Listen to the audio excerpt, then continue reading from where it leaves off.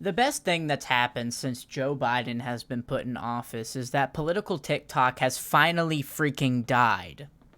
Thank you, thank you, thank you. If you guys don't remember, every single person had their political compass as their profile picture. Constant bickering and fighting, it still goes on, but, their content is finally falling off. They're getting less views. It's awesome, because it used to be. Remember when there was saying that there would be a Republican Democrat boxing match? And I said, there's no way that's going to happen because you guys are a bunch of bums and you don't make enough money to even support that.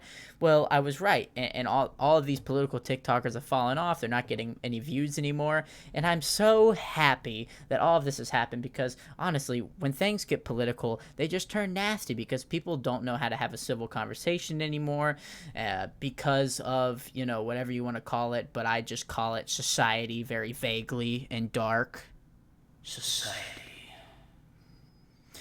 Society has made us not able to have a conversation anymore about politics. So I just stay out of it because people just like to argue. However, people are trying to make a comeback. Okay, they're trying to make it come back on TikTok, and you would never guess how. No, they're not posting videos. They're not posting political takes because those either get taken down or they just suck. Their takes suck or their video sucks and nobody wants to watch it because they're boring and they're just old hags that just like to bicker like old men on TikTok. No, the way in which they're trying to get views is TikTok live streams. Now, how do they get TikTok live streams? How do they get attention through their TikTok lives? Well, what they do is they stick their big face in the camera, they put a green screen behind them, and they have something controversial behind it, like Trump lost, lol, so that way they can get all the conservatives to come in and get them mad. Or they'll have like a list of things they believe in, and they'll be like, they'll have healthcare is a human right, I'm pro-choice, LGBTQ plus ally, all these things, and they'll have it behind them. And, their hope is to make people mad and get more viewers for their live streams, more attention on their page. I've seen it a lot from the left. I've seen a little bit of it from the right, but mostly from the left, at least on my For You page at the moment.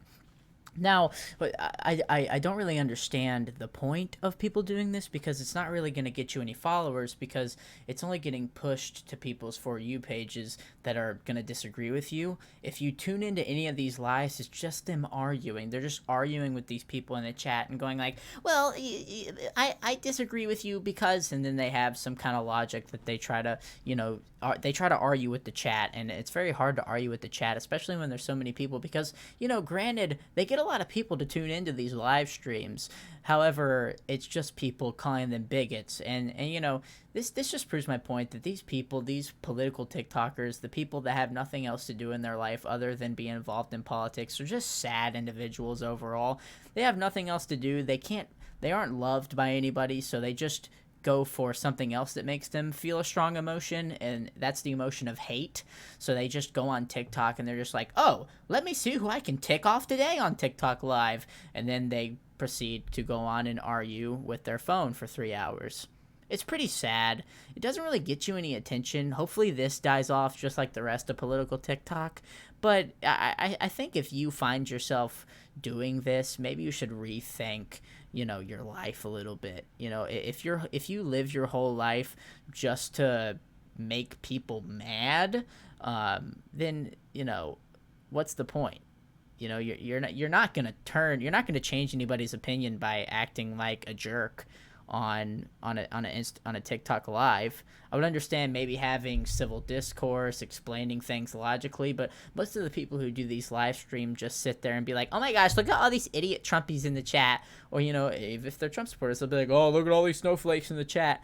Nothing gets done by this, guys. Come on, do better. If you guys actually wanted to make a difference in the world, then you would go on TikTok Live.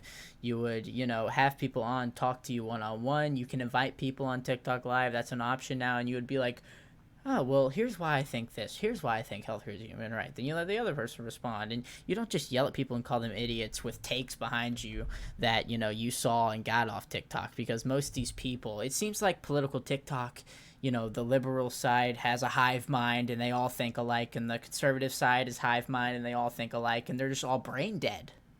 They're all brain dead.